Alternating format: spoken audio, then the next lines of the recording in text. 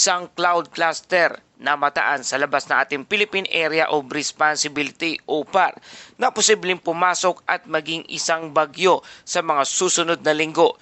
Visayas at Mindanao posibleng direktang maapektuhan nito.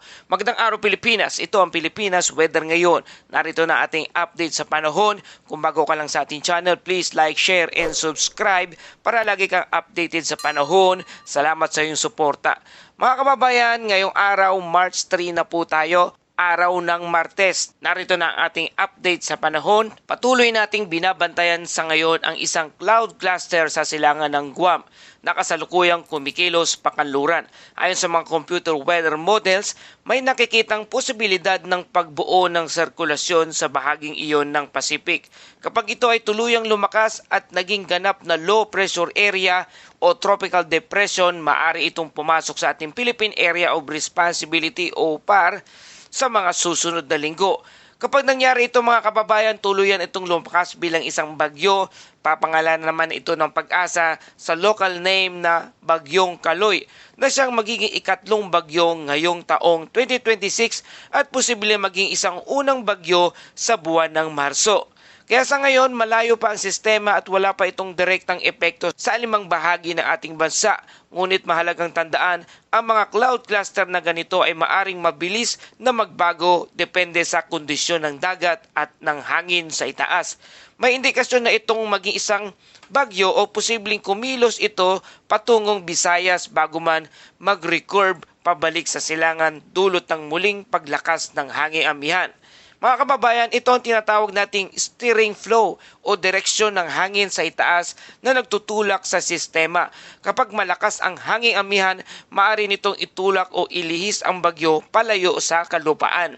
Sa ngayon, ang pinakamahalagang balita ay monitoring dahil sa loob lamang ng 24 hanggang 48 hours maaring magbago ang forecast track depende sa development ng sistemang ito. Sa nakaraan, may mga sistemang nagsimula rin bilang isang simpleng cloud cluster malapit sa Guam bago naging ganap na bagyo papasok sa ating Philippine Area of Responsibility o PAR.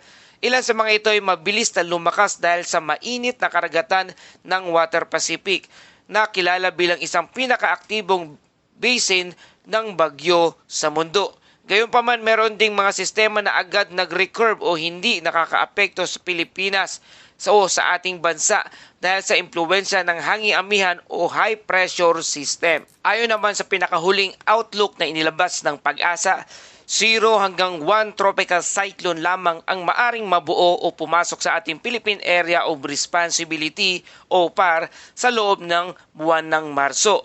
Ibig sabihin mga kababayan, hindi gaano aktibo ang bagyo sa buwang ito kumpara sa peak season sa karaniwang nagsisimula ng Setyembre hanggang Nobyembre. Pero tandaan, kahit isa lang, maaari pa rin itong magdala ng malakas na ulan at hangin. Sa Pangasinan, inaasahan ang below normal rainfall o nasa pagitan lamang ng 41% hanggang 80% na karaniwang dami ng ulan na mararanasan sa mga lugar na yan. Kapag below normal ang ulan, maaring makaranas ng mas tuyong lupa, mas mataas na posibilidad ng water shortage sa ilang lugar, at mas mainit na pakiramdam sa bandang hapon. Mahalaga ang tamang pamamahala ng tubig lalo na sa agricultural areas. Sa Northern Luzon, inaasahang temperature range ay mula 15.4 degrees Celsius hanggang 36.9 degrees Celsius. Ibig sabihin po mga kababayan, posibleng malamig ang madaling araw lalo na sa mataas na lugar. Ngunit maaring umabot sa matinding init naman bandang hapon.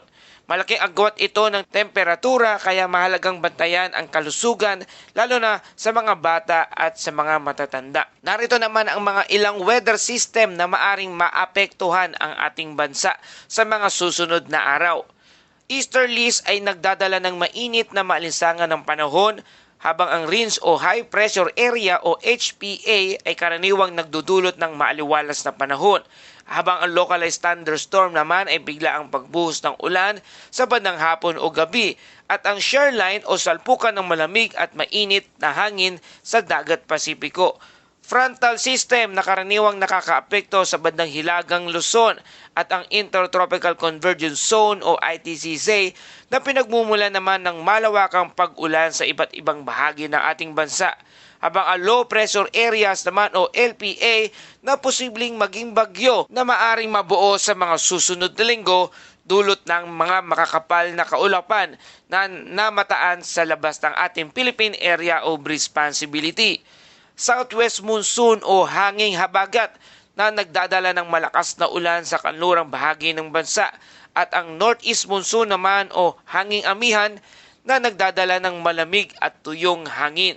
Kaya mga kababayan, kahit kakaunti ang inaasahang bagyo sa buwang ito, ang kombinasyon ng mga sistemang ito ay maaring magdulot pa rin ng matinding init o malalakas na pag-ulan depende sa rehiyon ng iyong kinalalagyan sa ngayon. Kaya patuloy pa rin tayo nagpapaalala para sa ating safety reminders, magdala ng payong proteksyon laban sa init at ulan, uminom ng sapat na tubig upang maiwasan ang dehydration, i-monitor ang local weather updates araw-araw at magtipid sa tubig lalo na kung below normal rainfall ang inyong lugar. Ang pagbabago ng klima ay mas unpredictable sa ngayon, kaya mas mahalaga ang araw-araw na monitoring. At dumako naman tayo sa lagay ng panahon sa mga araw na ito. Sa kasalukuyan, ang easterlies o mainit na hangin nagmumula sa Pacific ang patuloy na nakakaapekto sa malaking bahagi ng ating bansa, habang ang northeast monsoon naman o hanging amihan ang may impluwensya sa pinakahilagang bahagi ng Luzon. Sa lugar ng Batanes, inasahan ng partly cloudy to cloudy skies na mayroong isolated light rains dulot ng hanging amihan. Wala namang inaasahang significant impact, ngunit maaari pa rin makaranas ng panakanakang ambon at bahagyang paglamig ng panahon. Karaniwan na ito kapag hanging amihan season, medyo makulimlim pero hindi naman malalakas ang pag-ulan. Sa Metro Manila at sa nalalabing bahagi ng bansa, makakaranas ng partly cloudy to cloudy skies na mayroong isolated rain shower o thunderstorm dahil naman ito sa easterlies. Sa oras ng malalakas na thunderstorm, posible ang biglaang pagbuhos ng ulan, flash flood sa mabababang lugar, landslide naman sa lubunduking bahagi. Mga kababayan, typical na ito tuwing hapon o gabi. Mainit sa umaga tapos biglang bubuhos ng ulan sa ilang lugar. Kaya't huwag magpalinlang sa maaraw na umaga. At para naman sa ating wind and coastal water condition sa bandang extreme northern Luzon, lalo na sa hilagang bahagi ng Luzon, ang hangin ay moderate to strong wind from northwest to southwest na may dagat na moderate to rough seas mula 1.2 hanggang 3.1 metro ang taas. Pinapayuhan ang maliliit na sasakyang pandagat na mag-ingat dahil sa maalong karagatan. Sa lugar ng Visayas at Mindanao, ang hangin ay light to moderate winds mula northeast hanggang north na may dagat naman na slight to moderate seas na may alon ng 0.6 hanggang 2.5 metro ang taas. Sa natitirang bahagi ng bansa, ang hangin ay light to moderate winds mula east to northeast na ang dagat ay slight to moderate seas na may alon na 0.6 hanggang 2.1 metro ang taas. Sa kabuuan mga kababayan, mas maalon sa hilaga kumpara sa ibang bahagi ng ating bansa. Para sa ating temperatura, ang maximum temperature ay 23.5 degrees Celsius na itala bandang alas 6 ng umaga at ang maximum temperature naman ay 30.6 degrees Celsius na itala naman yan bandang alas 2 ng hapon. Ibig sabihin mga kababayan, mainit at medyo maalinsangan lalo na sa bandang tanghali o hapon. At sa ating astronomical information sa Metro Manila, ang araw ay sisikat mamayang alas 6:12 ng umaga at lulubog naman ito bandang alas 6:04 ng hapon. Sa ating mga kababayan, kapag sabay na umiiral ang easterlies at hanging amihan, karaniwang nakakaranas ang bansa ng mainit at maalinsangang panahon sa gitna ng timog. Mas malamig at mahangin naman sa bandang hilagang Luzon. Ito ay normal na transition pattern habang papalapit ang pagbabago ng season. At dumako naman tayo sa ating Bible verse of the day mula sa mga awit 121 verse 1 hanggang 2. Itiningin ko ang aking mga mata sa mga burol kung saan nanggaling ang aking tulong. Ang saklolo ko ay nagbumula sa Panginoon na gumawa ng langit at lupa. Mga kababayan, sa bawat pagbabago ng panahon, init man o ulan, ipinapalala sa atin ng aklat ng mga awit na ang tunay nating tulong ay nagmumula sa Diyos. Ang klima ay maaring magbago o forecast ay maaring mag-update, ngunit ang Diyos ay hindi nagbabago. Siya ang lumikha ng langit at lupa at siya rin ang may hawak ng ating kinabukasan.